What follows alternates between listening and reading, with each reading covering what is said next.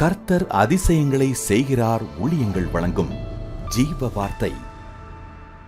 ஏசப்பா நல்லவர், ஏசப்பா நல்லவர், அவர் பெரியவர், அவர் போதுமானவர், அவர் நம்மோடு இருப்பார்.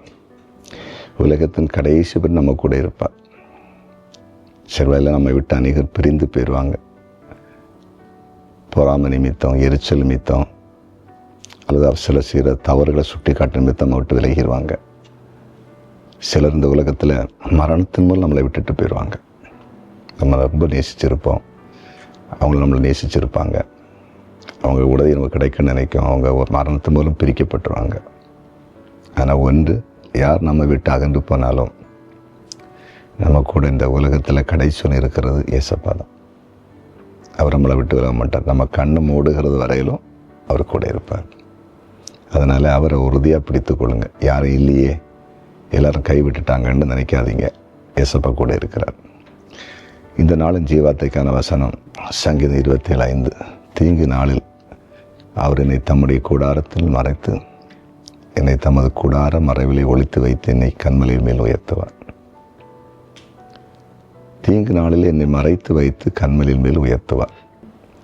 நம்ம ஆண்டவர் தீமையான காரியங்கள் வரும்போது நம்மளை மறைத்து ஒளித்து வைத்து பாதுகாக்கிறார். அந்த பாதுகாக்கிறதோடு விடமாட்டார், அடுத்து உயர்த்திடுவார். எப்பவுமே ஆண்டோடைய பிள்ளைகளுக்கு ஒரு தீமை வர மாதிரி இருக்குது, ஒரு பிரச்சனையை கடந்து போகிறேன்னா அதுக்கப்புறம் ஒரு உயர்வு உண்டு. இஸ்ரவேல் ஜனங்கள் எகிப்திலிருந்து வெளியே வந்த பொழுது செங்கடலை கடந்தாங்க, யோர்தானை கடந்தாங்க, எரியோவை கடந்தாங்க, கானானுக்கு போய் பிரவேசித்தாங்க.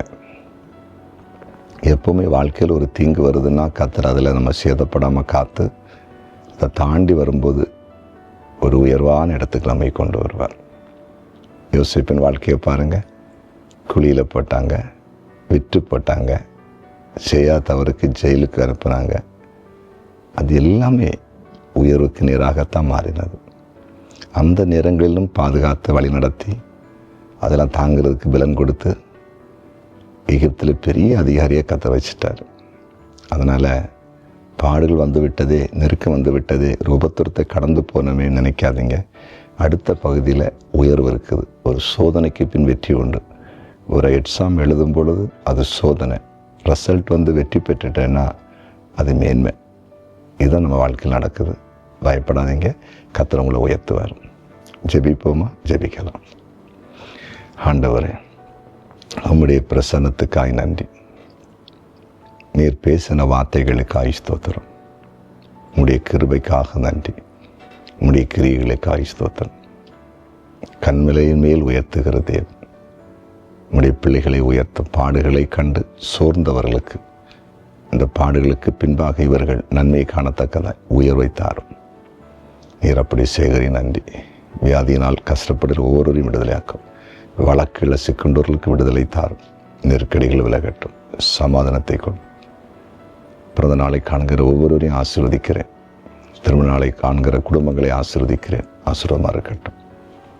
ஆண்டவரை கமெண்ட் செக்ஷனில் ஜெப குறிப்பில் அனுப்பியிருக்கிறேன். ஒவ்வொருவருக்கும் அற்புதத்தை செய்யுங்க. இயேசுவின் நாமத்தில் பிதாவே, ஆமென்.